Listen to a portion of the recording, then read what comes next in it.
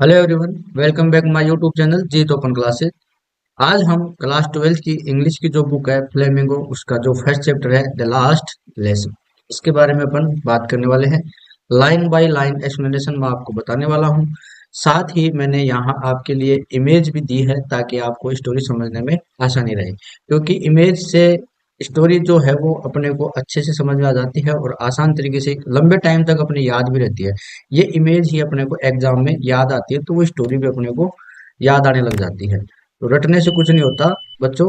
अब अपन नए तरीके से अपन नए टॉपिक को पढ़ने वाले हैं। इसमें आपको इमेज भी मिलेंगी और ये इमेज आपको अच्छी लगती है, आपको हेल्प करती है तो आप कमेंट करके जरूर बताएं। ऐसे ही जो भी नेक्स्ट जो पार्ट आएंगे, अपने नेक्स्ट जो चैप्टर होंगे, उनमें भी मैं आपको इमेज देने की कोशिश करूंगा। तो ठीक है, शुरू करते हैं अपनी आज की क्लास। जो फर्स्ट चैप्टर है द लास्ट लेसन, ठीक है। तो सबसे पहले अपन बात करेंगे अबाउट द ऑथर, जो लेखक है उसके बारे में। तो इसके जो लेखक हैं वो कौन है? अल्फोंस डोटेट, ठीक है, ये इनके लेखक है। ठीक, ओके, ये ध्यान रखना। और ये समय कब का बता रखा है? 1840 से 1897 इनका टाइम पीरियड है। वो कौन थे? वो French novelist and short story writer. ये अल्फोंस डोटेट कौन थे? एक फ्रेंच नोवेलिस्ट और शॉर्ट स्टोरी राइटर थे, ठीक है। इनका जन्म 1840 को और मृत्यु 1897 में हुई थी, ठीक है। आगे देखते हैं द लास्ट लेसन, ये जो अपना चैप्टर है इसकी बात हो रही है। Is set in the days of the Franco Prussian war 1870 to 1871, in which, पहले यहां तक देखते हैं, इतना इतना, ठीक है। अब ये जो लास्ट लेसन है, जो अपना टॉपिक का नाम है, वो कब की घटना है? ये जो फ्रैंको प्रूसियन वार हुआ था, फ्रैंको प्रूसियन वार हुआ था, कब हुआ था? 1870 से और 1871 में, उन दिनों की ये घटना है, ठीक है। फ्रैंको प्रूसियन वार हुआ था 1870 से 1871 के मध्य, जो वार हुआ था फ्रैंको प्रूसियन के मध्य, उस समय की घटना है। इन विच फ्रांस वाज डिफीटेड, जो फ्रांस है उसको हरा दिया गया बाय प्रूसियन, जो प्रशिया के द्वारा फ्रांस को हराया गया। जो प्रशिया की जो लीडरशिप किसके हाथ में थी उस टाइम पर? बिस्मार्क के हाथ में थी। यानी कि आप इसको सीधी लैंग्वेज में समझो तो, जो फ्रांस को है ना, बिस्मार्क की लीडरशिप में पर्शिया ने हरा दिया था, ठीक है। Persia then consisted of what now are the nations of Germany, Poland and parts of Australia। अब ये क्या कहना चाहता है? पर्शिया के अंदर, यानी पर्शिया जो जगह है ये, ठीक है। ये क्या करता है? जब इनके, ये पर्शिया और फ्रैंको के बीच में जो क्या होता है, वार होता है, ये कब होता है? 1870 टू 1871 के बीच में, ठीक है। तो इसके अंदर क्या होता है कि इसमें तीन जगह जो बता रखी है अपने को, एक तो जर्मनी बता रखी है यहाँ पर, जर्मनी है, एक पोलैंड है, और ऑस्ट्रेलिया के कुछ हिस्से हैं वो इसी के अंदर आते हैं, ऐसे मानो, ठीक है। ये समझ में आया, ये ध्यान रखना। और पर्शिया ने क्या किया? फ्रांस को हरा दिया था युद्ध के अंदर। और पर्शिया की जो लीडरशिप किसके हाथ में थी उस समय? बिस्मार्क के हाथ में थी। किसके हाथ में थी? बिस्मार्क के हाथ में थी, ये ध्यान रखना। यानी कि इस कहानी में आपको क्या मिलेगा? ये घटना कब की थी? जब पर्शिया और फ्रांस के आपस में जब युद्ध होता है, उस समय बिस्मार्क जो है वो पर्शिया की लीडरशिप कर रहे होते हैं और उन्होंने क्या किया? फ्रांस को हरा देते हैं। और उस समय पर्शिया के अंदर क्या क्या जगह आती है? एक जर्मनी उसके अंदर आता है, पोलैंड भी उसी के अंदर आता है, और ऑस्ट्रेलिया के कुछ हिस्से भी पर्शिया के अंदर ही आते हैं, और ठीक है, तो ये ध्यान रखना। अब आगे देखते हैं। In this story the French district Alsace and Lorraine have passed into Persian hand. अब ये ध्यान रखना, यहाँ से देखो, इन दिस स्टोरी, इस कहानी में जो फ्रांस के जो डिस्ट्रिक्ट थे यानी जिले थे, कौन कौन से? दो जिले जो बता रखे हैं, अल्सेंस और ये लोरेन है। ये दो जिले हैं, एक तो ये है अल्सेंस और एक ये लोरेन। ये दो जिले हैं, वो अब किसके हाथ में चले गए? पर्शिया के हाथ में चले गए। यानी कि थोड़ा सा मैं इसको यहाँ बताता हूँ, एक मिनट, थोड़ा सा मैं इधर बताता हूँ। अब आपको थोड़ा सा अच्छे से दिखाई देगा यहाँ पर, इसमें थोड़ा सा इसको ऐसे पाओगे। ये देखो जर्मनी है ना, इस जर्मनी और ये फ्रांस है। पहले ये जो हिस्से थे ना, लोरेन और अल्सेंस, ये किसके थे? पहले फ्रांस के थे। जब ये पर्शिया की जो जगह है जर्मनी, अब ये इसके अंडर में चले गए इधर, यानी कि पर्शिया जो शहर है, पर्शिया जो राष्ट्र है, उसके अधीन हो गए अब ये। फ्रांस के जो जिले हैं वो अब किसके पास हो गए? अब इस पर्शिया के पास चले गए, ऐसे मानो, ये ऐसे हो गया अब, ठीक है, समझ में आया? यानी कि अब ये फ्रांस के जिले नहीं रहे, अब इनके ऊपर जो नियम कानून लगेंगे वो सारे किसके लगेंगे? पर्शिया के लगेंगे। समझ में आया क्या? यानी कि अब जो पर्शिया है वही इसके ऊपर सारे नियम कानून लगाएगी। और पर्शिया जो उसमें जो जगह है वो जर्मनी, तो ये जर्मनी के पास चलते हैं, तो यहाँ जर्मनी के रूल लागू होंगे यहाँ। समझ में आया क्या? तो ये चीज है, तो ध्यान रखना इसको। मैं इसको थोड़ा सा वापस सही कर लेता हूँ कि इस कहानी को पढ़कर आप ये जानो कि स्कूल के जो जीवन पर है ना, वो क्या घटनाएं घटती है, इसका क्या असर होता है। यानी कि शॉर्ट में अगर मैं इसको पूरे को समझाऊं तो ये मान लो कि जो पर्सिया है और जो फ्रैंको है, ये दो आपस में इनके बीच में युद्ध होता है 1870 1871 के, ठीक है। तो जो पर्सिया है वो फ्रांस को हरा देता है, और जो पर्सिया का जो लीडर कौन होता है, बिस्मार्क होता है। उसने जो फ्रांस पे अटैक किया, तो दो जिले हैं उनको अधीन करता है। कौन कौन से? अल्सेंस और लोरेन, इनको अपने पास, ये इनके अंडर में आ जाते हैं एक तरीके से। समझ में आया? अब ये घटना उस युद्ध के समय की है, और ये यही बोल रहा है कि जब ये युद्ध होता है उसके बाद ये दो दो जिले हैं लोरेन और अल्सेंस जब जर्मनी के अंडर में चले जाते हैं, तो इस जगह जो फ्रांस है, इस जगह ये लोरेन और अल्सेंस, तो इस जगह क्या असर पड़ता है, यहाँ की जो स्कूल लाइफ है वो कैसे डिस्टर्ब होती है, स्कूल के ऊपर कैसा असर पड़ता है, तो वही चीजें इस लेसन में आपको देखने को मिलेंगी। तो शुरू करते हैं आज की क्लास। अपना जो लेसन है वो स्टोरी क्या है वो अब आगे आएगी, ठीक है। तो देखो, स्टार्ट करते हैं अपन। I started for school very late that morning, यहां तक इसको देखेंगे। उस सुबह स्कूल के लिए बहुत देर से निकला, यानी कि मैं कौन है यहाँ पर? मैं का नाम आप ये समझ लो, यहाँ मैं कौन है? मैं एक लड़का है जिसका नाम क्या है? फ्रेंच। क्या नाम है? फ्रेंच। मैं यहाँ बता देता हूँ आपको, फ्रेंच, ठीक है। कौन है? फ्रेंच है, ठीक है। और इनके एक टीचर होते हैं मिस्टर हेमल, ये, ठीक है। इन दोनों की ये कहानी है। ये स्टूडेंट है और ये इनका टीचर है, ठीक है। तो ये आई कौन है? ये फ्रेंच है। तो क्या कह रहा है कि मैं उस सुबह स्कूल के लिए बहुत देर से निकला और was in great dread of a scolding, यानी कि ग्रेट डीड यानी कि बहुत डर लग रहा था। किस बात का? ये स्कोल्ड यानी डांटने का, तो मुझे डांटने का बहुत डर लग रहा था। यानी कि जो फ्रेंच है वो स्कूल में उस समय बहुत लेट जाता है और उसको डांट पड़ने का बहुत डर लग रहा था, ठीक है, लगता है। Specially because Mister Hamel had said that he would questions us on participles, यानी कि खास तौर पर इसलिए क्योंकि जो मिस्टर हेमल हैं, उनके जो टीचर हैं, वो क्या करते हैं, उनको जो पार्टिसिपल का जो टॉपिक चलता है उसके ऊपर उनको क्वेश्चन पूछने वाले थे। क्या? पार्टिसिपल के टॉपिक के ऊपर उनको क्वेश्चन पूछने वाले थे, इस वजह से इसको ज्यादा डर लग रहा होता है। And I did not know the first word about the day, और मुझे पार्टिसिपल के बारे में एक शब्द का भी पता नहीं था, यानी एक शब्द का भी नॉलेज नहीं था, ये मान लो। यानी कि उसे जो है, फ्रेंच है, उसको जो पार्टिसिपल है उसके बारे में एक शब्द का भी नहीं पता था, यानी कुछ भी नहीं आता था उसको पार्टिसिपल के बारे में। For a moment I thought of running away, उस समय के लिए मैंने सोचा कि मैं यहाँ से भाग जाऊं। उस समय के लिए उसने क्या सोचा है कि यहाँ से मैं भाग जाऊं। And spending that day out of doors, और पूरा दिन मैं बाहर बिताऊं। यानी कि वो ऐसे सोचता है कि स्कूल ना जाके मैं यहाँ से स्कूल से बंक मार दूं, ठीक है। और पूरा दिन वो क्या चाहता है कि वो बाहर बिता ले। इट वॉज सो वार्म, और बहुत गर्मी थी। यानी उन दिनों में ये समय कब का था? गर्मियों का समय था। उस समय क्या थी? बहुत गर्मी थी। सो ब्राइट, और बहुत रोशनी थी। The bird were chirping at the edge of the woods, और जो पक्षी होते हैं, पक्षी जो होते हैं ना, वो क्या करते हैं? चहचहा रहे होते हैं। And in the poem field back of the Somil, Somil होती है आरा मशीन, ये ध्यान रखना, आरा मशीन, आरा मशीन, ठीक है। इसका हिंदी में होता है इन द ओपन फील्ड, जो खुला मैदान है, पीछे आरा मशीन के जो पीछे जो खुला मैदान है। The Persian soldiers were drilling, तो ड्रिलिंग का मतलब क्या होता है? अभ्यास कर रहे होते हैं। यानी कि पीछे जो आरा मशीन है, आरा मशीन के पीछे जो पर्शिया के जो सोल्जर है वो अभ्यास कर रहे होते हैं। जैसे ये यहाँ से देखो, इस इमेज को थोड़ा सा मैंने इस स्टोरी के अकॉर्डिंग कोशिश की है। ये पक्षी हैं, ये सारे चहचहा रहे हैं यहाँ पर। और ये दो, ये यहाँ पे आप बादल साफ दिखाई दे रहे हैं। ये क्या दिख रहा है आपको? एक तरीके से गर्मी या रोशनी पूरी क्लियर दिखाई दे रही है। रात का तो समय है नहीं, दिन का है, ठीक है, सुबह का, जब ये स्कूल जा रहा होता है तब। तब इसको याद आता है कि मुझे मिस्टर जो हेमल है, यानी कि जो टीचर है, वो पार्टिसिपेंट के बारे में इनको क्वेश्चन पूछने वाले थे। उसको बहुत डर लग रहा होता है, तो ये सोचता है कि मैं यहाँ से भग जाऊं और पूरा दिन मैं बाहर ही निकाल लूं, ठीक है। और ये जो पर्शिया के सोल्जर है वो यहाँ पर अभ्यास कर रहे होते हैं। और जो ये कहा करते हैं, आज ये ध्यान रखना, सो मिल के पीछे, बैक ऑफ द सो मिल, ये इतना ध्यान रखना, यानी आरा मशीन के पीछे, ठीक है। It was all much more tempting than the rule for participle. अब ये क्या कह रहा है कि जो पार्टिसिपल के जो नियम है उनसे ज्यादा लुभावना था ये, यानी कि मोर टेम्पटिंग लुभावना। ठीक है, इसको यहाँ मैं लिख देता हूँ, लुभावना।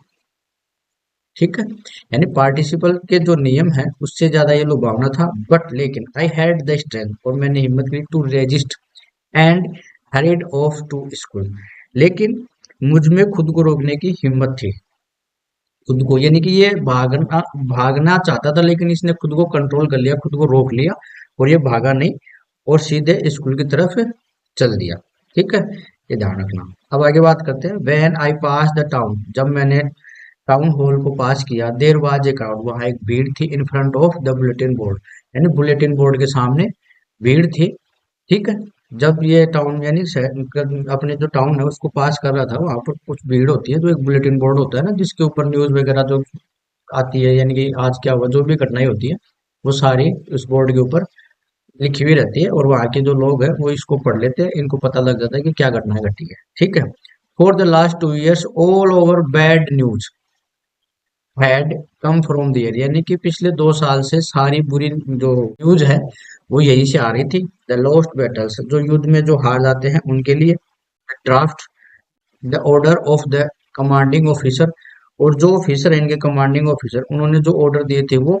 And I thought to myself, और मैंने मन ही मन सोचा, विदाउट स्टॉपिंग, बिना रुके, what can be the matter now, क्या हो सकता है, तो क्या बात होगी। तो ये कहने का मतलब इसका ये है कि जो ये फ्रेंच है ये जा रहा होता है अपने टाउन हॉल से गुजरता है, तो इसको बुलेटिन बोर्ड के सामने खूब सारी भीड़ मिलती है। और बुलेटिन बोर्ड पे क्या होता है, इस बुलेटिन बोर्ड के ऊपर पिछले 2 सालों में जो भी बुरी घटनाएं हैं वो यहीं से न्यूज इसको बुलेटिन बोर्ड पे मिलती थी। तो अब इसने ये सोचा है कि अब क्या हो गया, अब क्या मैटर हो गया नया। ठीक है, आगे देखो। Then as I had by as fast as could go, the black smith Wachter who was there with his apprentice reading the bulletin. अब इसको पढ़ो। जैसे ही मैं जितनी तेजी से जा सकता था मैं उतनी तेजी से जा रहा था। तो ब्लैक स्मिथ कौन होता है, लोहार होता है ये। ठीक है, लोहार और वास्टर जो होते हैं वाचर, वो वहां खड़े थे और अपने साथियों के साथ वो वहां पर खड़े थे, और वो क्या कर रहे थे, बुलेटिन बोर्ड है उसको पढ़ रहे होते हैं। ठीक है, देखो इस इमेज में देखो, ये है वो।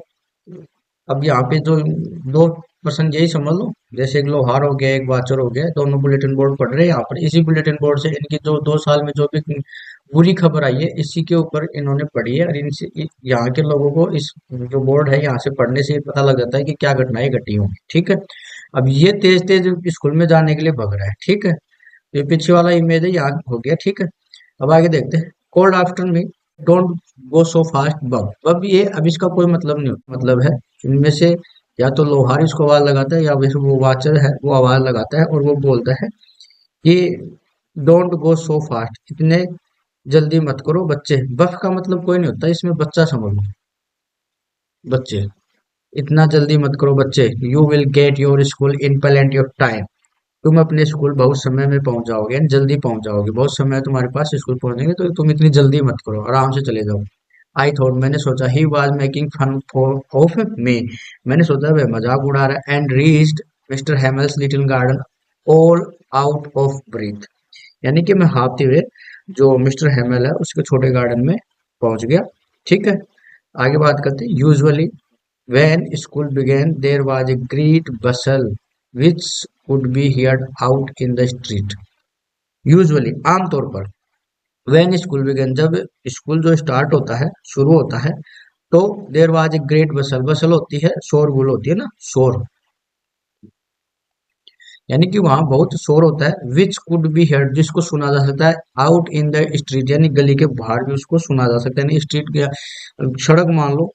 ठीक है, यानी कि जब आमतौर पर जब स्कूल खुलती है और दिनों के बाद, आज जब ये स्टोरी चल रही है तो आज की स्टोरी तो कुछ अलग ही होने वाली है, लेकिन आज से पहले जब घटनाएं घटी है, जब स्कूल जाता था लेट, तो इसको क्या होता था कि स्कूल के पास जब भी पहुंचता था उस गार्डन के अंदर, जो मिस्टर एमएल का जो गार्डन है वहां पहुंचता था, उस समय स्कूल से बहुत तेज आवाज आ रही होती थी। वो इतनी आवाज आती थी कि तुम उस आवाज को गली के बाहर भी उसको सुन सकते हो, यानी कि सड़क तक उसकी आवाज आती थी।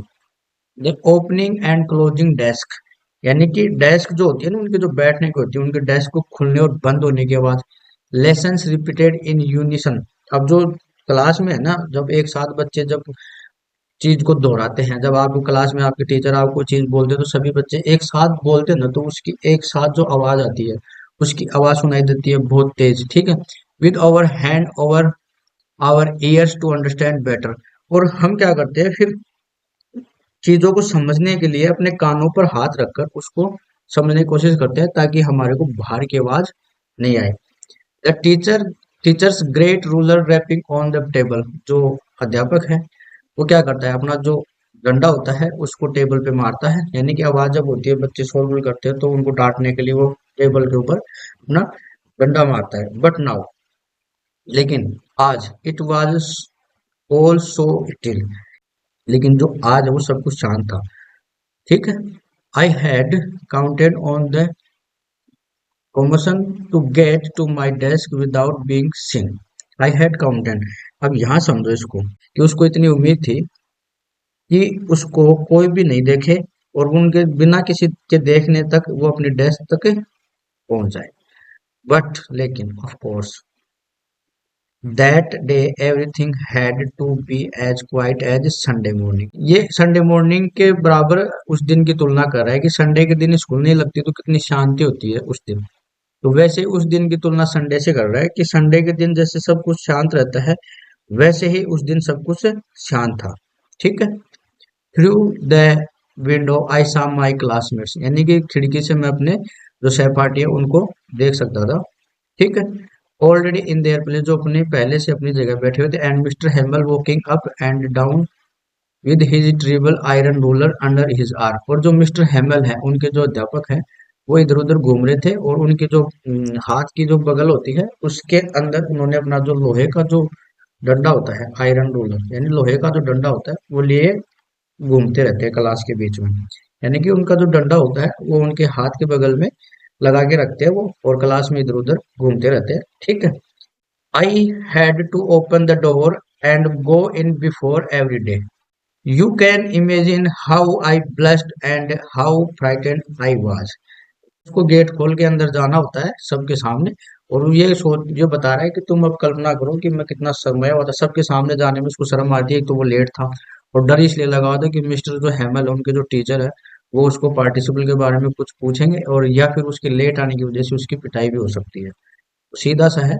इस लाइन का इतना इतना अगर आप समझोगे, तो मैं आपको शॉर्ट में बता रहा हूँ कि जो स्कूल होती है वो जब शुरू होती है तो उसकी जो शोरगुल होती है वो इतनी होती है कि वो आवाज जो आप सड़क तक सुन सकते हो, टेबलों की खुलने की, बंद होने की, क्लास में सारे बच्चे जब एक साथ लेसन को रिपीट कर रहे होते हैं तो उसकी आवाज, और जो बच्चे होते हैं वो जो जैसे पास पास में जो क्लास होती है, वो दूसरी क्लास के बच्चे जब डिस्टर्ब होते हैं तो क्या करते हैं, अपने कानों के ऊपर अपने हाथ लगाते हैं, ताकि जो चीजें उसको पढ़नी होती है उसको समझने के लिए उनको आसानी रहे, उनकी बाहर की आवाज से उनको डिस्टर्ब नहीं हो। और जो अध्यापक होते हैं वो जो टेबल होती है उसके ऊपर अपने डंडे से उसको मारते हैं, ताकि बच्चों को उनकी आवाज करने से रोका जाए, ठीक है। लेकिन आज सब कुछ शांत था, ठीक है। अब वो ये सोचता है कि मैं अंदर कैसे जाऊं। अब उसको डर लगा रहता है कि ये हमेशा जैसे संडे के दिन होता है ना, उसके जैसा आज का दिन था, लेकिन आज कुछ अलग था। यानी कि संडे के दिन स्कूल लगती नहीं है, तो संडे के दिन स्कूल नहीं लगती तो स्कूल में शांति रहेगी, लेकिन वैसा ही दिन आज था। तो ये आज की तुलना कैसे कर रहा है, संडे की मॉर्निंग की तरह कर रहा है। अब जैसे ही अपने विंडो के अंदर देखता है, खिड़की में देखता है, तो उसके जो सहपाठी है वो ऑलरेडी वहां अपनी जगह बैठे हुए रहते हैं, और जो मिस्टर एमल, जो इसका जो अध्यापक है, वो क्या कर रहा होता है, वो इधर उधर घूम रहा होता है, और उसके पास एक डंडा होता है जो अपनी बगल में उसको लगाए रखता है, लोहे का डंडा होता है, ठीक है। अब इसको क्या होता है, गेट खोलना होता है, और वो दरवाजा है उसको अंदर जाना होता है, और इसको सबके सामने जाने से इसको क्या होती है, शर्म आ रही होती है, और डर इस वजह से लगा रहता है कि जो मिस्टर एमएल है वो या तो इसकी पिटाई करेंगे, या इसको जो पार्टिसिपल का जो टॉपिक है वो याद नहीं थी, इस वजह से ये डरा हुआ है, ठीक है। अब आगे बात करते हैं। बट नथिंग हैपेंड, लेकिन कुछ नहीं हुआ। मिस्टर हेमल सा मी, मिस्टर हेमल ने मुझे देखा, एंड सैड वेरी काइंडली, और बहुत ही प्यार से कहा, go to your palace quickly, जल्दी से अपनी जगह पर जाओ। लिटिल फ्रेंड्स, यानी कि छोटे फ्रेंड्स। अब ये कह रहा है कि उस दिन ऐसा कुछ नहीं हुआ, मिस्टर हेमल ने मुझे देखा और बहुत ही प्यार से कहा कि जल्दी से अपनी जगह जाओ, ठीक है। We were beginning without you, we were beginning without you, हम तुम्हारे बिना ही शुरू कर रहे थे। यानी कि कोई भी जो बात है, जो भी टॉपिक है, वो इसके बिना ही शुरू करने वाले थे, ठीक है।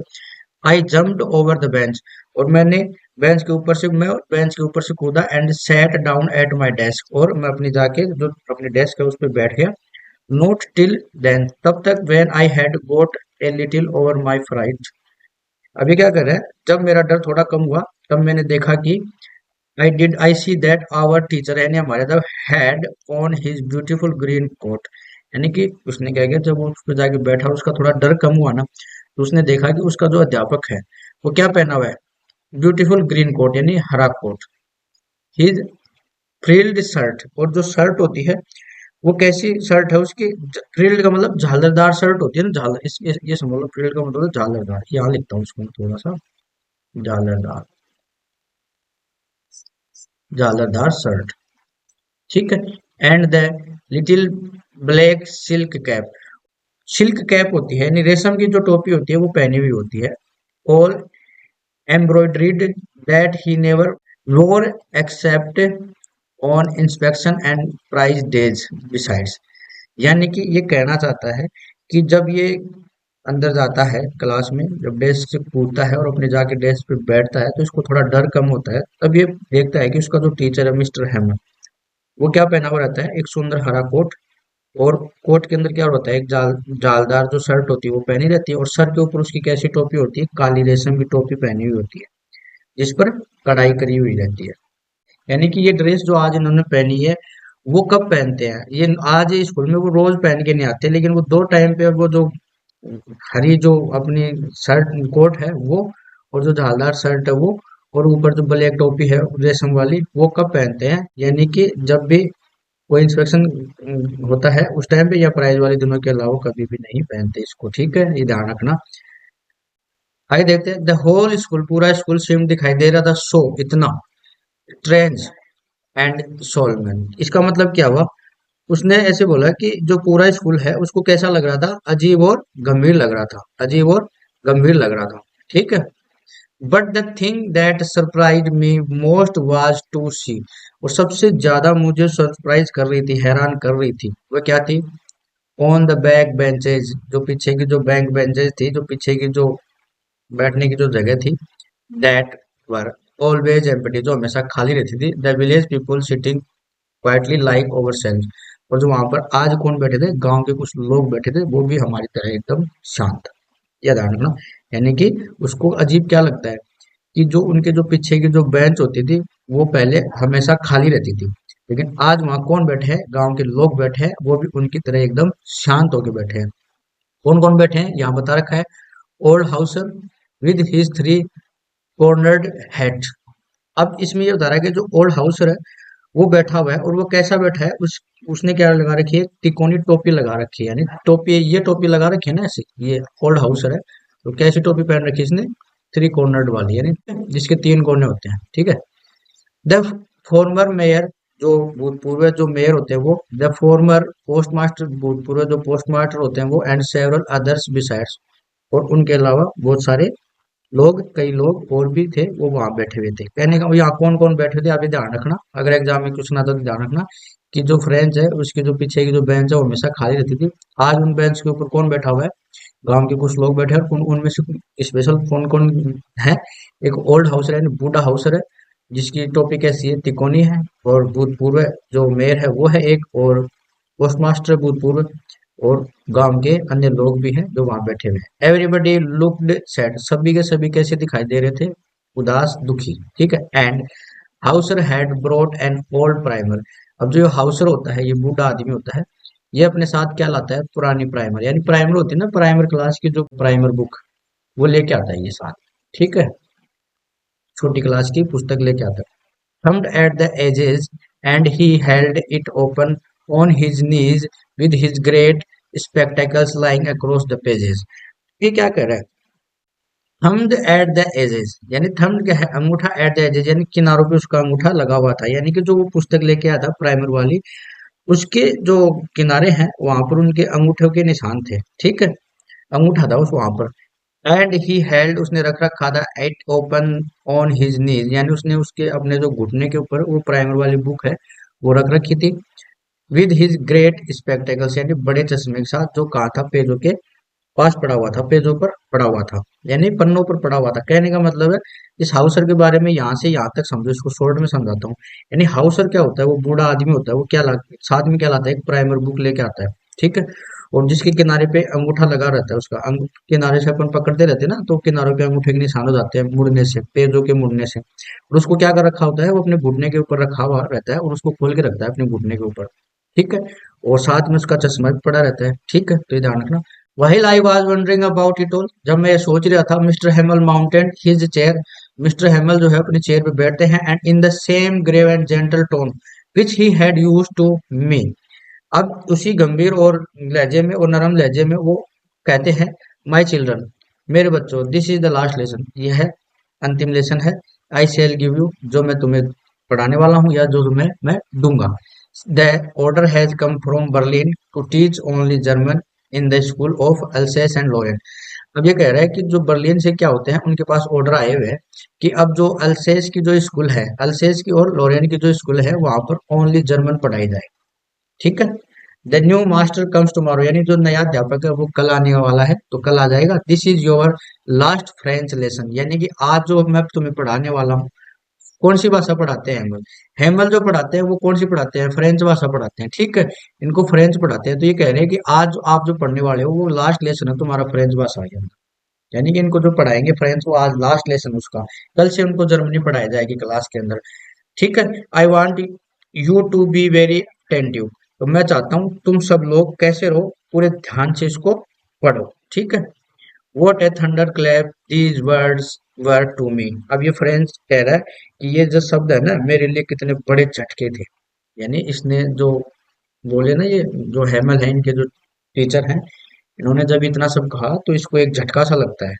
ओ the riches that was what they had put up at the town hall. अब इसको लगता है कि अरे हाँ यार, उस समय जब वो टाउन हॉल पे जो भीड़ खड़ी रहती है ना, तब इसको याद आता है कि टाउन हॉल पे क्या लगा हुआ था। आज जो न्यूज आई है वो टाउन हॉल पे क्या न्यूज आई है, तो अब इसको पता लगता है कि बर्लिन से क्या है, आदेश आए हुए हैं कि जो जर्मन जो भाषा है वो अल्सेंस और लोरेन, जो फ्रांस के दो दो शहर थे पहले जो जर्मनी के अंडर में आ गए, अब अल्सेंस और लोरेन, तो वहां पर अब जर्मनी पढ़ाई जाएगी, ना कि फ्रेंच भाषा पढ़ाई जाएगी, वहां जर्मन भाषा है वो पढ़ाई जाएगी। तो ये बोल रहा है कि आज आपके पास लास्ट जो है वो डे है, जो आप फ्रेंच भाषा पढ़ने वाले हो, फ्रेंच लेसन जो आप पढ़ने वाले हो, इसके बाद आपको जर्मन भाषा पढ़ाई जाएगी कल से, तो तुम लोग इस पर अच्छे से ध्यान दो। तो इस चीज को इसको पता लगता है कि उस बुलेटिन बोर्ड के ऊपर क्या लिखा हुआ था, ठीक है। तो अब आगे देखते हैं। तो ये इनके जो देखो, ये इसके ऊपर कैप लगी हुई नहीं, मैं लगा देता हूँ, ये लोग कवर कैप होगी इसकी, ठीक है, यही है यहाँ पर, ठीक है। तीन तीन कोने वाली कैप, ये बूढ़ा हाउसर है और ये अपने फ्रेंच भाई साहब है, और ये मिस्टर हैमल है यहाँ पर, मिस्टर हैमल, ठीक है। ये ग्रीन कोट पहन रखा है इन्होंने, इसके भी कैप लगी हुई नहीं है, तो इसको भी कैप पहना देते हैं, ठीक। और ये गांव के लोग बैठे हुए सारे बूढ़े बूढ़े पीछे बेंचों के ऊपर, ठीक है। देखो आगे, माई लास्ट फ्रेंच लेसन, वाही, मेरा अंतिम French lesson. I hardly knew how to write, मैंने मुश्किल से तो लिखना सीखा था। I should never learn any more, अब मैं कभी नहीं सीखूंगा। आई मस्ट स्टॉप देयर, तो मुझे यही रुक जाना चाहिए। Then I must stop there, तो मुझे यही रुक जाना चाहिए। हाउ सॉरी, कितना दुख। I was for not learning my lesson, अभी क्या बोल रहा है कि मुझे अपने लेसन न सीख पाने का। फॉर सीकिंग बर्ड्स एग, तो चिड़ियों के जो अंडे हैं ना उनको ढूंढने का। और गोइंग स्लाइडिंग ऑन द सार, और जो सार है उस पर फिसलने का कितना दुख है। माई बुक्स, मेरी किताब, that had seemed such A nuisance a while एगो। अब ये क्या बोल रहा है, जो उसकी किताबें है कुछ समय उसको पहले बहुत परेशानी वाली लगती थी, उस समय पहले उसको कैसी लगती थी, परेशानी वाली लगती थी। सो हैवी, बहुत भारी, टू कैरी, लाने में। यानी कि ये बोल रहा है कि उसको जो उसकी की तो किताबें हैं वो उसको पहले कैसी लगती थी, बहुत परेशानी वाली, बहुत भारी, उसको लाने में। माई ग्रामर, मेरी ग्रामर, ठीक है। And my story of cents, और मेरे जो स्टोरी यानी इतिहास है किसका, संत का इतिहास, यानी उसके संतों का जो इतिहास है। और क्या है, उसके जो पुराने दोस्त है वो। That I couldn't give up, मैं उनको छोड़ नहीं सकता। यानी कि कहने का मतलब है, इसको सीधे सीधे समझो, थोड़ा सा लैंग्वेज यहाँ पे टफ ही दे रखी है, तो मैं इसको थोड़ा आसान भाषा में आपको समझा देता हूँ यहाँ तक, ठीक है। ये बोल रहा है कि जो मैंने कैसे तैसे तो ये भाषा सीखी थी, और अब ये यहाँ अब इसके आगे मेरे को सीखने को मिलेगा नहीं, तो मैं अब सीख के क्या करूंगा, मैं यहीं रुक जाता हूँ। लेकिन इसको अब दुख होता है उसकी पढ़ाई को न सीख पाने का, चिड़ियों के अंडे ढूंढने का, सार पर फिसलने का, इसको दुख होता है। और जो किताबें उसको पहले बहुत परेशानी वाली लगती थी, उनको लाने में उसको वजन लगता था, उसकी जो ग्रामर की पुस्तक है, संतों का उसका इतिहास है, वो सब पुराने दोस्त वो बन गए थे, अब वो उनको छोड़ नहीं सकता, उसको बड़ा दुख हो रहा है। ठीक है।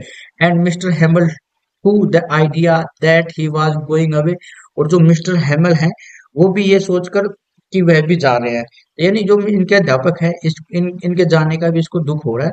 That I should never see him again, यानी इनको मैं कभी देख नहीं पाऊंगा। Made me forget all about his ruler and how cranky he was, और मैं क्या करा, जो मिस्टर हेमल है उनके जो मानव रूलर, यानी उनका जो पढ़ाने के टाइम पर उनकी मारपीट भी होती थी, तो वो भी वो सब भूल गया, उसका जो चिड़चिड़ेपन का जो स्वभाव है वो भी सब कुछ भूल गया। यानी कि जो मिस्टर हेमल है वो उनकी क्लास में एक सख्त जो टीचर होता है ना, जो बच्चों के लिए जो उनको टॉर्चर भी करता है, साथ साथ पढ़ाई में जब वो कुछ नहीं करते उनको थोड़ा बहुत पिटाई भी कर लेते हैं, तो ऐसे स्वभाव के जो अध्यापक थे वो मिस्टर हेमल थे।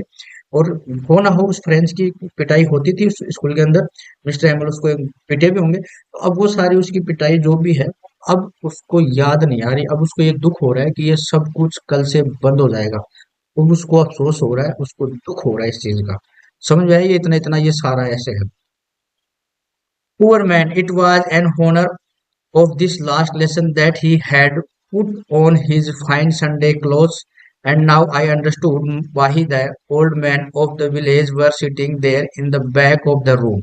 ये बड़ा सेंटेंस दे रखा है, तो मैं आपको थोड़ा सा इसको टुकड़े टुकड़े में समझा देता हूँ। पुअर मैन, बेचारा आदमी, I was, it was in honour of this last lesson, यानी कह रहा है कि जो आखिरी लेसन है उसके सम्मान में उसने दैट ही हैड उसने पुट ऑन पहने हुए हिज फाइन संडे क्लोथ, उसके जो संडे के जो कपड़े हैं बढ़िया वो उन्होंने पहने हुए। यानी कि जो फ्रेंच है वो सोच रहा है कि ये जो आदमी है बूढ़ा आदमी है सीधा साधा, अब इसको क्या है, इसके मिस्टर हेमल है जो टीचर है उसके ऊपर उसको ऐसा लग रहा है कि टू उसको अफसोस हो रहा है, उसको थोड़ा सा दुख हो रहा है उसको देखकर कि कितना सम्मानजनक अध्यापक है, जो अपनी जो लास्ट लेसन है जो पढ़ाने आया है उसको पढ़ाने के लिए, उसको लास्ट लेसन को सम्मान देने के लिए वो आज स्पेशल ड्रेस पहन के आया है, जो स्पेशली संडे के दिन पहनता था, या फिर कब पहनता था, जो इंस्पेक्शन वाले आते थे तब, या फिर प्राइज डे के दिन वो पहनता था। ठीक है। And now I understand why the old man of the village were sitting there in the back of the, और हाँ अब मुझे समझ में आया कि यहाँ जो बूढ़े लोग बैठे हैं गांव के, क्यों बैठे हैं, क्योंकि सारे के सारे इसको सम्मान देने के लिए आए हैं यहाँ पर। कहने का मतलब है कि जो मिस्टर हेमल है उसके जो आखिरी लेसन है उसके सम्मान में उसने क्या किया, वो जो कपड़े हैं वो कपड़े उसने पहने हैं, और उसके पीछे जो बूढ़े गांव के जो लोग बैठे हैं, गांव के बूढ़े लोग जो बैठे हैं, वो क्यों बैठे हैं, क्योंकि उन्होंने भी क्या किया, उस मिस्टर हेमल है जो टीचर है उसको सम्मान देने के लिए वहां पे बैठे हुए हैं, उसको लास्ट बार सुनने के लिए आए हुए हैं, क्योंकि कल से मिस्टर हेमल स्कूल में आएंगे नहीं। तो गांव के बूढ़े लोग हैं उनके बच्चे वहां पढ़ने जाते हैं, तो उनके बच्चों को पढ़ाता है, तो इस वजह से उसको सम्मान देने के लिए वहां पर बैठे हुए हैं। ठीक है, उसको ऐसा लगता है। It was because they were sorry to that they had not gone to school more.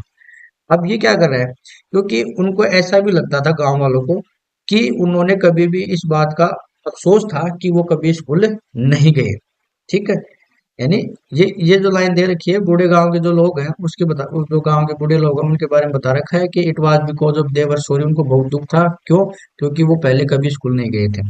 It was their way of thinking our master for his 40 years of faithful service and showing their respect for the country that was their no more. अब यहाँ से यहाँ तक समझो, इसका short में समझा देता हूँ मैं आपको। अब ये क्या कह रहे हैं कि ये जो मास्टर है हमारे, उनकी जो 40 साल की जो सेवा हुई है हमारे स्कूल के अंदर, उन्होंने पढ़ाया 40 साल तक, वफादार सेवा की है, उसके लिए उसको धन्यवाद देने के लिए और उस देश के प्रति सम्मान दिखाने के लिए उनका एक तरीका था, जो पीछे जो लोग बैठे हुए थे, गांव के बूढ़े लोग जो बैठे हुए थे, वो उनका एक तरीका था कि वो जो मिस्टर हेमल है वो यहाँ इस स्कूल में 40 साल तक उनके बच्चों को पढ़ाए, तो उनके सम्मान के लिए, उनको अभिवादन करने के लिए, उनको मतलब एक तरीके से उनकी जो सेवा है, जो वफादारी वाली जो सेवा है, उन्होंने अच्छी तरीके से अपनी सेवा निभाई है स्कूल में पढ़ाकर, तो उसके सम्मान के लिए वो यहाँ पर आए और उनका एक तरीका था पीछे बैठकर चुपचाप बच्चों की तरफ बैठे और उनसे वो लास्ट लेसन पढ़े। ठीक है, नेक्स्ट बात करते हैं। While I was thinking all of this, जब मैं ये सोच रहा था, I heard, मैंने सुना my name called, मेरा नाम पुकारा गया। It was my turn to recite, अब यह मेरी बारी थी। What would I not have given to able to say, और जो मैं कुछ बोलने वाला था किसके ऊपर, participle, dreadful rule for participles all through, तो पार्टिसिपल के ऊपर जो उसके जो रूल थे उसको कठिन लग रहे थे, तो उसकी बारी थी, उसको लग रहा था कि अब उसके ऊपर उसको क्वेश्चन पूछा जाएगा और अब उसकी पिटाई होने वाली है।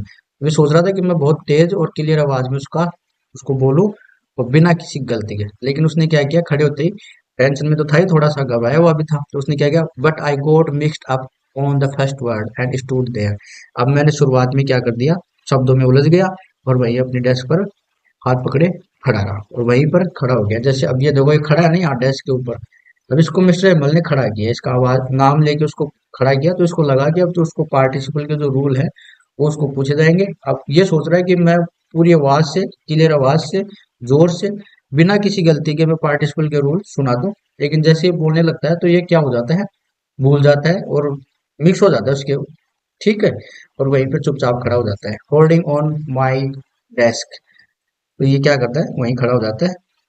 माई हार्ट बीटिंग, उसका जो हार्ट है वो धड़क रहा था, and not daring to look up, और ऊपर देखने की उसकी हिम्मत नहीं हो रही थी, नीचे देख रहा होता है।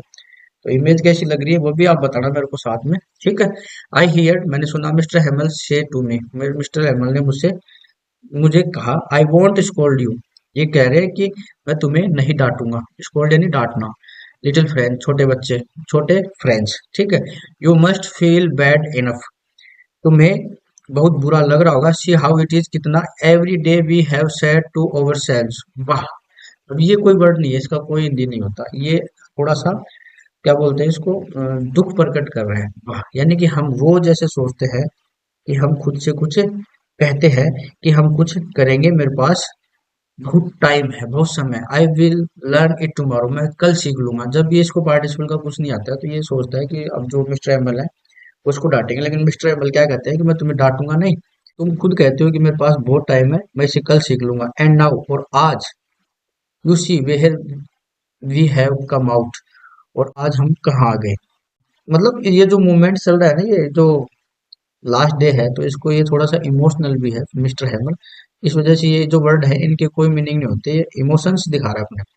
That is the great trouble with the अल्सेस, she puts of learning till tomorrow, अब ये कह रहा है कि ये जो अल्सेस के साथ यही सबसे बड़ी प्रॉब्लम है, वो सब क्या करते हैं, वो कल तक सीखने का टालते हैं, यानी अल्सेस के जो लोग हैं, वहाँ के जो लोग हैं, वो सब की प्रॉब्लम एक ही है कि आज नहीं कल सीख लेंगे, अपने पास बहुत टाइम है, ठीक है। Now those fellow out dear will have the right to say to you, how is it? You pretend to be Frenchman, and yet you can neither speak nor write your own language.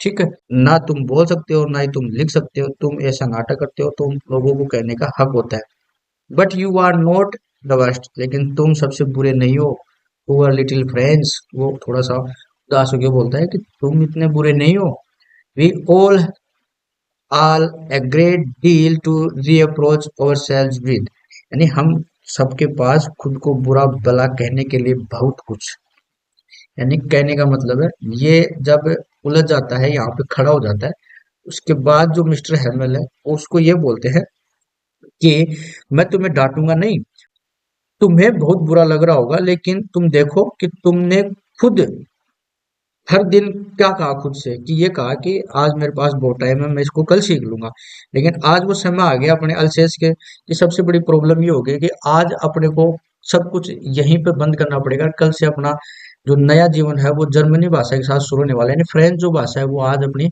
Last है, और तुम यही इस भाषा को भी अच्छे से सीख नहीं पाए, और कैसे सीखोगे तुम, क्योंकि तुम ये सोचते हो कि हमारे पास तो खूब टाइम है, हम कल सीख लेंगे, आगे सीख लेंगे, अब तुम कोरा दिखावा करते हो लोगों के सामने, ना तो तुम फ्रेंच भाषा बोल सकते हो ना तुम लिख सकते हो, ठीक है। अब ये इसको बोल रहा है कि तुम अकेले इतने बुरे नहीं हो, क्योंकि हम सब जो लोग हैं वो खुद को बुरा भला कहने के लिए हमारे पास भी, खुद के पास भी बहुत कुछ है, अब ये खुद के बारे में बताएगा, ठीक है, आगे। Your parents were not anxious enough to have you learn, they चलो यहाँ तक देखते हैं इसको। योर पेरेंट्स, जो तुम्हारे माता पिता है, वर नॉट एंजियस, इतने परेशान नहीं होते थे तुम्हें पढ़ाने के लिए। तुम्हारे जो माता पिता है वो तुम्हें पढ़ाने के लिए उतने परेशान नहीं थे। कौन कह रहा है? मिस्टर हेमल। किसको कह रहे हैं? ये मिस्टर हेमल है। ये किसको कह रहे हैं? इस फ्रेंच को कह रहे हैं, ठीक है। दे प्रीफर्ड, दे कौन है यहाँ पर? उसके फ्रेंच के जो माता पिता है वो है। तो put you to work on farm, farm पर ऑन द मिल, यानी कि वे तुम्हें फार्म पर और मील में, यानी फार्म यानी खेत में या मील में उसको काम लगाना ज्यादा पसंद करते थे। क्यों? क्योंकि so as to have a little more money, यानी ताकि तुम और पैसा कमा सको और उनको उन पैसों की मदद मिल सके। यानी कि उसके जो माता पिता है, तुम्हारे जो माता पिता, वो तुम्हें पढ़ाने के लिए इतने परेशान नहीं थे। वे तुम्हें खेत में या मील में काम पर लगाना ज्यादा पसंद करते थे ताकि थोड़े और पैसे उन्हें मिल सके। एंड आई, और मैं, I have been to blame also, और मैं खुद भी दोषी हूँ। I have I not often sent you to water my flowers instead of learning your lessons, यानी कि ये कह रहा है कि मैं भी दोषी हूँ। क्या मैंने तुम्हें अक्सर अपने फूलों को पानी देने के लिए नहीं भेजा, बजाय इसके कि तुम सीखो। एंड और when जब आई wanted टू गो फिशिंग, जब मैं फिशिंग करने जाता था, did I not just give U A holiday, क्या तुम्हें छुट्टी नहीं देता था मैं?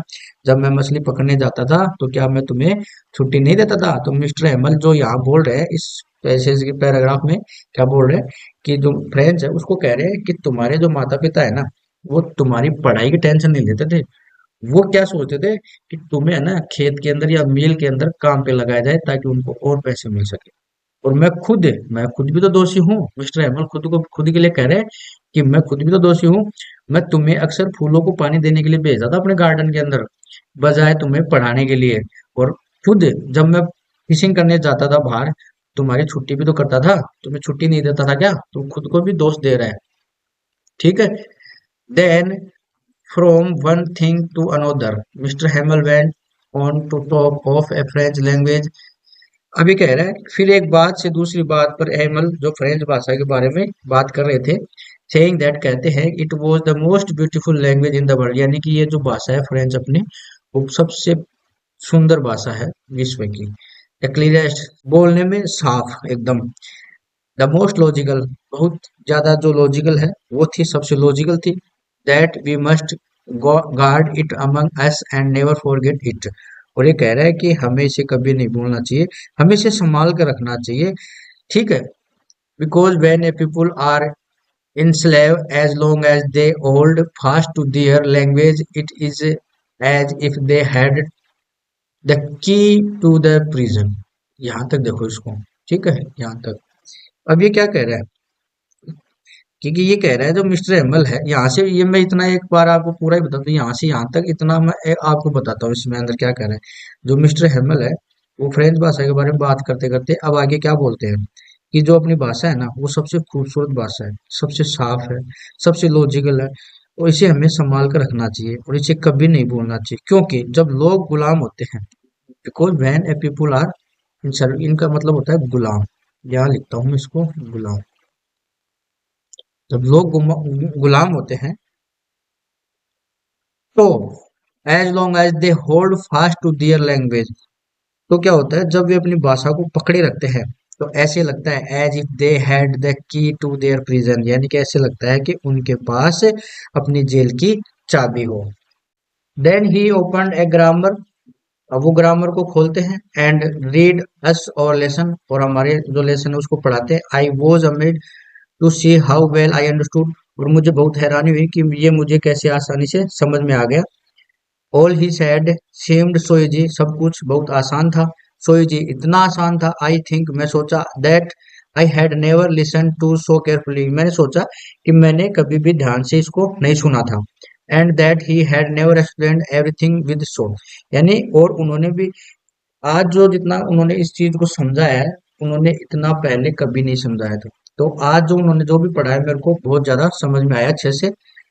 आगे देखो, much patience, it seemed else almost as if the poor man wanted to give us all he knew before going away, यानी कि पीछे वाली बात को जोड़ के अपन बात करते हैं कि वो क्या कह रहा था कि जो अपने जो मिस्टर हेमल है वो क्या करते हैं, ग्रामर का जो लेसन है पढ़ाना शुरू करते हैं। और आज उसको हैरानी होती है कि उसको सब कुछ समझ आता है, किसको, फ्रेंच को, जो पहले कभी समझ में नहीं पाता था क्योंकि वो पहले इतना ध्यान नहीं देता था। आज उसको समझ में आ रहा है और इतना समझ में आ रहा है कि बहुत ज्यादा उसको आसान भी लग रहा है वो चीज। अब वो देख रहा है कि ये चीजें क्यों होती थी, क्योंकि पहले मैं ध्यान से नहीं सुनता था इन चीजों को। और आज जो मिस्टर एमएल है वो भी उस चीज को अच्छे से समझा पा रहे हैं, बहुत ही सब्र से समझा पा रहे हैं, बहुत ही आराम से समझा पा रहे हैं। It seemed almost as if the poor man wanted to give us all he knew before going away. अभी क्या कह रहा है, इट सीम्ड ऐसा लग रहा है जैसे, एज इफ द पुअर, ये बेचारा आदमी तो कौन है, Mister Hamel, wanted to give me, हमें देना चाहता है, ऑल ही न्यू, जो वो जानता है, बिफोर गोइंग अवे, जाने से पहले। यानी कि अब ऐसा लग रहा है कि ये जो मिस्टर हैमल है, जो वो कुछ जानते हैं वो जाने से पहले हमें देना देकर जाना चाहते हैं, कि हम सब कुछ एक साथ सीख ले। And put it all into our head at one stroke, यानी कि एक ही झटके में वह सब हमारे दिमाग में डाल देना चाहता था। ठीक है। आफ्टर द ग्रामर, ग्रामर पढ़ने के बाद, we had a lesson in writing, हमें लेसन लिखने को मिला एक। दैट डे, उस दिन Mister Hamel had new copies for us, and उस दिन जो मिस्टर हेमल है हमारे लिए नई कॉपी लेके आए थे, written in a beautiful round hand, और जिन पर सुंदर गोल हाथों से लिखा था, French Alsace, French Alsace. They looked like little flag floating everywhere in the school room, hung from the rod at the top of our desk. ठीक है, यहाँ तक देखते इसको। अब ये बोल रहा है कि जो ग्रामर के बाद उन्होंने क्या किया, हमने को हमें हमारे को लिखने के लिए उन्होंने लेसन दिया था। और उस दिन जो मिस्टर हेमल है वो नई कॉपी लेके आए थे हमारे लिए, जिन पर सुंदर गोल हाथों से लिखा हुआ था फ्रांस और अल्सेस, लिखा हुआ था फ्रांस और अल्सेस। जो क्या थे, वो स्कूल के कमरे में हर जगह लहराते हुए झंडे झंडे की तरह लग रहे थे। और जो उनके जो डेस्क है उनके ऊपर एक रोड से लगे हुए थे सारे के सारे। ठीक है। You ought to have seen how every one set to work. अब ये क्या कह रहा है कि आपको चाहिए देखना चाहिए कि हर कोई कैसे काम करता है। एंड हाउ क्वाइट, और कोई कितना शांत था। इट वाज, जो था, the only sound was the scratching of the pens over the paper. यानी कि उनको ये था कि अब तुम्हें देखना चाहिए कि कोई कैसे काम करता है और कितना शांत था। और आवाज किसकी आ रही थी, जो पेन पे अपन पेन यूज करते हैं लिखते टाइम पे, बस उस पेन के खरोचने की आवाज ही आ रही थी। इतना साइलेंस माहौल था क्लास का। ठीक है। वंस, एक बार, सम बिटल्स फ्लू इन, अब एक बार क्या होता है कि जो कुछ कीड़े होते हैं वो उड़ कर आते हैं, but nobody paid any attention to them, और कोई भी लोग उनकी तरफ नजर ध्यान नहीं रखते। यानी कि पहले क्या होता था, क्लास चल रही होती थी, कोई भी डिस्टर्ब होता था, बाहर से कोई कीड़े आते थे, बगीचे से कोई भी पक्षी आ जाते थे, तो जब वो आते थे सब बच्चे उसको देख के हंसते या कुछ भी एक्टिविटी करते। लेकिन आज क्या हुआ, आज कोई भी उनकी तरफ ध्यान नहीं रहा, सब के सब एकदम सीरियस होके पूरे ध्यान से वो पढ़ाई कर रहे हैं, पूरे ध्यान से वो उसको, मिस्टर एमएल को वो सुन रहे हैं, उसकी बातों को अच्छे से समझ रहे हैं। ठीक है। अब आगे देखते हैं। Not even the littles one who work right on tracing their fish hooks, और जो मछली पकड़ने के कांटे होते हैं उनको ढूंढने में लगे रहे। As that the was French too, और जो कि वह भी एक फ्रेंच हो। On the roof the pigeons cooked very low, अब जो पिजन होते हैं, वो कबूतर होते हैं, वो क्या कर रहे थे, कूक की आवाज कर रहे थे। And thought to myself, और मैं खुद सोच रहा था, रूफ यानी छत के ऊपर। ये क्या कर रहा है, छत पर जो कबूतर है वो बहुत धीमी आवाज में कुक कर रहे थे। और मैंने मन ही मन सोचा, I thought to myself, मैंने खुद सोचा, विल दे, क्या वे, make them sing in German even the pigeons, मैंने क्या सोचा, क्या वे कबूतरों से भी जर्मन में गाना गाने को कहेंगे। कौन है, जो बर्लिन से जो ऑर्डर आए थे कि भाई सभी स्कूलों के अंदर बच्चों को कल से जर्मन पढ़ाई जाएगी। ठीक है। तो ये बोल रहे हैं कि अब जो जो कबूतर है जो छत पे कू कू कर रहे हैं, तो क्या उनको भी अब कू कू की बजाय उनको जर्मन में कुछ गाने के लिए बोला जाएगा। तो ये मन ही मन सोच रहे हैं। ठीक है। Whenever I looked up from my writing, I saw Mr. Hamill sitting motionless in their chair and gazing first at one thing। ठीक है, इसको यहाँ देखते हैं। जब मैं लिखना बंद करके ऊपर देखता हूँ तो मिस्टर जो हेमल है वो अपनी कुर्सी पर बिना हिले डुले बैठे पहले की तरह, और एक चीज को देखते हैं, दैट अनोदर, और फिर दूसरी को देखते हैं, as if he wanted to fix in his mind, और वो इसलिए कर रहे हैं कि जैसे वो अपने दिमाग में सब कुछ सेट कर रहे हो, फिक्स कर रहे हो। Just how everything looked in what that little school room, जैसे कि उस छोटे से स्कूल के कमरे में सब कुछ कैसा दिखता है। ठीक है। फॉर 40 years, यानी 40 साल तक he had been there in the same palace, यानी 40 साल तक वो इसी स्कूल में रहे थे, वो इसी स्कूल में उन्होंने बच्चों को पढ़ाया। With his garden outside the window, और उनका जो गार्डन है वो कहा था, खिड़की से बाहर उनका एक बगीचा था। His class in front of, और जो उसकी क्लास थी वो जस्ट उसके सामने थी, यानी कि खिड़की के बाहर उनका क्या था, गार्डन था। Just like that, only the desk and benches had been warm smooth. अब जो जो डेस्क थी और जो बेंच थी वो घिसकर चिकने हो गए थे। यानी कि 40 साल के अंदर तो नए थोड़ी रहते हैं, वो सारे घिसकर थोड़े से स्मूथ हो गए, चिकने हो गए। The walnut tree in the garden were taller. जो वॉलनट क्या होता है, जो अखरोट का जो पेड़ होता है वो बहुत बड़ा हो गया था बगीचे के अंदर। And the hook wine that he had planted himself. जो हुक वाइन होता है उसको उसने खुद प्लांट किया था, यानी कि उसने खुद उसने लगाई थी वो। Wide about the windows to the roof. अब ये क्या कह रहा है कि जो होप वाइन है जो उसने खुद लगाई थी, खिड़की से छत तक वो लिपटी हुई थी, यानी खिड़की के अंदर से आती हुई छत तक लिपटी हुई थी। वो बेल होती है, वो बेल अपने जो घर में लगाते हैं फिर वो अपने आप बढ़ती जाती है, और वो किस सारे जब दीवार के सारे लगाते हैं दीवार के ऊपर चढ़ती हुई छत तक चली जाती है। तो वैसे ये एक हुप वाइन, ये बेल की तरह ही समझ लो उसको, जो उसने खुद लगाई थी। और वो क्या होती है, जो खिड़की के अंदर से आती हुई छत के ऊपर जाती है। How it must have broken his heart to leave it all. और ये जो था वो उसके लिए छोड़कर जाना कितना बड़ा दुख था उसके लिए, पुअर मैन, उस आदमी के लिए, एंड मिस्टर एमल के लिए, ये सब कुछ छोड़ के जाना उसके लिए बहुत ज्यादा हर्ट कर रहा था, उसको बहुत ज्यादा दुखी कर रहा था। To hear his sister moving about in the room above. और जो ऊपर वाले कमरे में उसकी जो बहन है वो इधर उधर घूमते हुए अपना सारा जो सामान है पैकिंग कर रही थी, देयर ट्रंक्स, यानी जो अपने जो बैग्स होते हैं उनके अंदर जो अपना सारा सामान है वो पैक करे थे। क्यों? क्योंकि four they must leave the country next day. क्योंकि अगले दिन वो क्या करे थे, देश छोड़ के जाने वाले थे। यानी कि एक तरीके से वो नेक्स्ट डे क्या करे थे, वो देश ही छोड़ रहे थे। But he had the courage to hear every lesson to the very last. लेकिन उनमें हर लेसन को आखिर तक सुनने की हिम्मत थी। आफ्टर द राइटिंग, लिखने के बाद, we had a lesson in history, और हमें इतिहास का लेसन मिला। And then the baby chanted their ba bi बे बो बू। ये सब क्या होता है? और हम फिर बच्चों ने एक साथ क्या बोला, उनकी जो भाषा है फ्रेंच की, बा बी बू बे, ये सब उन्होंने क्या बोला एक साथ स्वर में बोला। Down there at the back of the room old Hauser had put on his spectacles and holding his primer in. अब और क्या होता है कि ये जो पीछे जो कमरा होता है उसमें जो बूढ़ा होसर जो बैठा रहता है ना, पीछे की जो बेंचों पे बैठा होता है, वो चश्मा लगाता है अपना, और जो प्राइमर जो साथ लेके आता है वो उसको पकड़ता है, और उसको दोनों हाथों से पकड़ता है। बोथ हैंड्स, यानी दोनों हाथों से उसको पकड़ता है।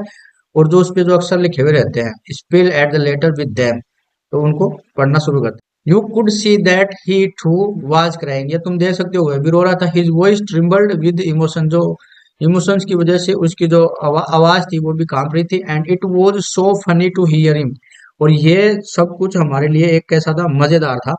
That we all wanted to laugh, हम सब हंसना चाहते थे, एंड क्राई, रोना भी चाहते थे। Ah, how well I remember it that last lesson. और मुझे वह आखिरी लेसन कितनी अच्छी तरीके से याद है। ठीक है।